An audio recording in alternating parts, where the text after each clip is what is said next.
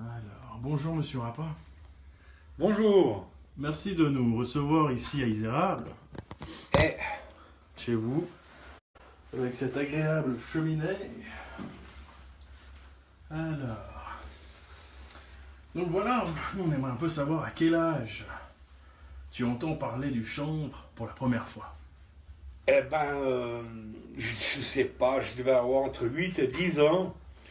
Et puis ma grand-mère, elle a fait une espèce de crise en disant que les jeunes d'aujourd'hui, ils étaient complètement zinzin, qu'ils venaient de classer le chanvre comme stupéfiant, puis qu'elle ne comprenait pas du tout ça, que toute sa vie, elle avait cultivé du chanvre, que le chanvre était utile et nécessaire, et puis que c'était vraiment des crétins, ces jeunes, de venir dire que c'était un stupéfiant.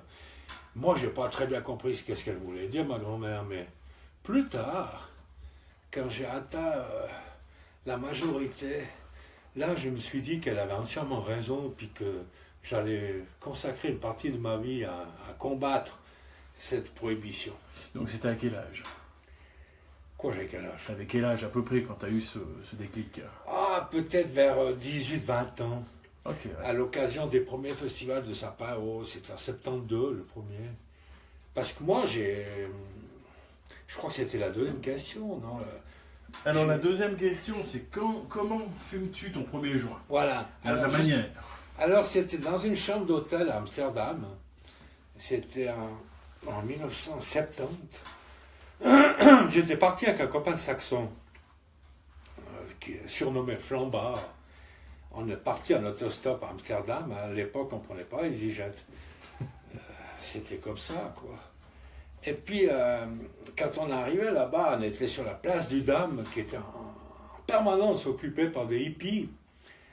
Et là, on fumait, on chantait, il y avait toujours des musiciens, c'était vraiment rigolo. Et on a acheté un peu d'herbe, qu'on appelait marijuana à l'époque. Et puis on était à l'hôtel, et puis on a commencé à fumer ça, mais on avait acheté une pipe. Il faut quand même me dire qu'à l'époque, on ne fumait pas de joint. À l'époque, on fumait le chilum, le psi-psi, la pipe à eau, le bong, des trucs comme ça. Mais pas du tout de joint. C'est à cette époque-là que la prohibition elle a commencé à devenir de plus en plus critique. Et la police, elle emmerdait les gens qui se baladaient avec des pipes, des chilums, des psi-psi et j'en passe. Du coup, les gens, ils ont commencé à rouler des joints. Genre avec du tabac ou c'était pur à l'époque? C'était mélangé avec du tabac. Sur le marché, on trouvait que de la petite feuille. Hein. Ouais. On trouvait que la petite feuille. Il n'y avait pas de feuille à rouler directement le joint. Et les gens, c'était des artistes. Hein. Ils collaient 3 feuilles ensemble. Il y en a qui en collaient 5, 7, 8. Et on roulait ces joints. Et puis on avait du tabac à rouler. Et puis on n'était pas conscient des dangers du tabac à l'époque. Alors effectivement, la coutume, c'était de fumer avec du tabac. Peut-être aussi à cause qu'on était sous l'influence du hashish marocain, chose qu'ils n'avaient pas aux États-Unis et au Canada, là où jamais on a mélangé le tabac au chanvre, parce qu'on trouve que c'est complètement débile de faire des choses comme ça, puis ils ont parfaitement raison. Enfin bref, nous on a fumé dans la chambre d'hôtel, là, j'avais 17 ans. C'était ma première pipe, quoi. Puis, on était anxieux, hein. On tirait dessus, on se regardait. Tu sens quelque chose? Non, moi je sens rien. Eh ben, on était tellement anxieux qu'on n'a rien senti.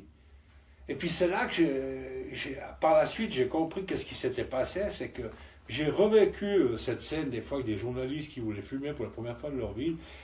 Quand on est anxieux, quand on est tendu, l'effet du THC ne passe pas. C'est pour ça que le lendemain, j'étais avec Flambard, on était complètement décontractés, et puis on s'est dit, ouais, ce qu'ils nous ont vendu là, je crois pas que c'est vraiment du chanvre, mais ça avait un bon goût, alors on en refait là pour rigoler. Et puis on était détendus, on n'était pas du tout anxieux, on n'était pas sans arrêt en train de se regarder pour se demander quel effet. Eh ben, on a pris une volée, on a pris une pétaille, mais d'enfer. Tout simplement parce qu'on avait l'esprit ouvert. Comme quoi, pour ressentir les effets du joint, il faut quand même avoir un esprit ouvert. Tu dis que tu as ressenti quand même certains effets. Est-ce que tu ressens des vertus. Des vertus, des bienfaits dans le chanvre. Oui, personnellement, j'ai découvert petit à petit, par exemple, si un jour j'avais mal à la tête, qu'il suffisait d'en fumer un pour que j'ai plus mal à la tête, quand j'avais un début de grippe, d'en fumer un, ça coupait l'effet du début de grippe, et puis c'est par la suite, en étudiant cette plante sous toutes les coutures, il y en a un qui m'a ouvert les yeux, c'est Jacques Herrère. Jacques Herrère, avec son Empereur est nu, c'est le premier sur cette planète qui a carrément expliqué, point par point, pourquoi la prohibition du cannabis elle est venue. Jacques Herrère, c'est l'Hollandais, c'est ça? Non, c'est un Américain. Un Américain, d'accord. Il est décédé maintenant, moi je l'ai rencontré à Zurich. Il m'a dit, mais pourquoi tu t'habilles en coton? J'ai dit, mais où c'est qu'on trouve des habits en chambre? Et puis il m'a vendu un complet salopette, chemise et tout, quoi. Comment est-ce que tu vois l'avenir du chanvre sur la planète? L'avenir du chanvre, il est grandiose. Le chanvre, bon, Jacques Herrera, il disait, le chanvre peut sauver la planète. Mais moi, je trouve qu'il n'a pas tout tort. Parce que si on commence à utiliser le chanvre pour ce qu'il est bien, c'est-à-dire pour le papier, pour la médecine, pour les matières plastiques biodégradables, pour le tissu, pour tout ce qu'on peut faire avec, au niveau de l'alimentaire, au niveau des protéines végétales, moi je te dis qu'on peut même l'utiliser pour sauver la forêt, parce qu'un hectare de chanvre produit 4 à 5 fois plus de cellulose à l'année à l'hectare que la forêt, quoi. Il serait temps de laisser pousser la forêt et puis de nous faire des cultures de chanvre industrielles pour nos besoins de papier, par exemple. Alors, si on l'utilise aussi comme carburant, moi je pense que cette plante elle a un avenir qui est très très large, c'est pas seulement dans l'aspect récréatif, comme ce que je tiens là en ce moment à la main. Tout à fait. Pourquoi le chanvre a-t-il connu une longue période de prohibition?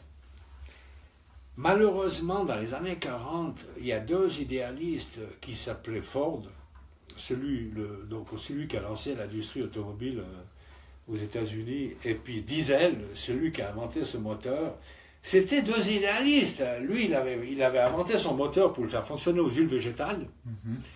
Et puis Ford et lui, ils avaient sorti un modèle de bagnole dont la carrosserie était en chanvre, et le carburant était chanvre, en 1940. Et puis, ils ont fait quelque chose qui a précipité la prohibition, sans le savoir forcément. C'est qu'ils se sont intéressés aux problèmes agricoles de la culture du chanvre, et ils ont réussi à mécaniser les récoltes de chanvre. Du coup, ça voulait dire que le prix de revient du chanvre, il tombait à 10% de ce qu'il était. Il revenait 10 fois moins cher parce qu'on peut mécaniser la récolte. Et puis, ils ont fait trembler des pans entiers de l'économie américaine, que ça soit l'industrie des textiles, avec Dupont Nemours qui sortit son fil nylon, et puis l'industrie du coton. Et puis, ils ont fait peur à l'industrie pharmaceutique américaine, ils ont fait peur au tabac de Virginie, ils ont fait peur à tellement de... Il faut absolument interdire cette plante. Et puis, pour interdire cette plante, on ne va pas dire qu'on craint pour notre porte-monnaie. On va trouver un truc beaucoup plus efficace. Ils ont trouvé un truc beaucoup plus efficace. Ils ont fait une campagne aux États-Unis en disant que les Noirs fumaient de la marijuana et violaient les Blanches. Donc, ils ont amené l'aspect raciste dans le chanvre, et puis c'est comme ça qu'ils ont réussi à prohiber la culture du chanvre aux États-Unis, et puis ils ont essayé de l'étendre au monde entier, mais il y a en tout cas deux endroits où ils n'ont pas réussi, c'est en Chine et puis au Maroc. Les Chinois, ils ont autour des 250 000 hectares, uniquement pour pharmacie, et puis la fibre et la graine. Tandis que les Marocains, ils ont 200 000 hectares, mais uniquement pour la fumette, quoi. D'accord. Alors, c'est ça qui s'est passé, si tu veux. Ils ont mécanisé les récoltes de chanvre, ils ont fait peur à ceux que j'ai cités, là. Et puis, ceux-ci se sont ligués, et ils ont lancé une campagne comme ça, et cette campagne, elle était facilitée par un autre facteur. C'est que les États-Unis venaient de vivre la période de la prohibition de l'alcool. Ils avaient des milliers de fonctionnaires qui étaient dévolus à ce travail-là à 100%. Ils allaient se retrouver au chômage. Qu'est-ce qu'ils ont trouvé? Ils ont refilé le marché du cannabis, en gros. Ouais. Ils ont utilisé l'infrastructure anti-alcool, parce qu'ils ont perdu la guerre de l'alcool, ils ont changé d'idée et ils se sont mis à... Au lieu de prohiber l'alcool, de prohiber le chanvre, quoi. C'est ça qui s'est passé, en gros.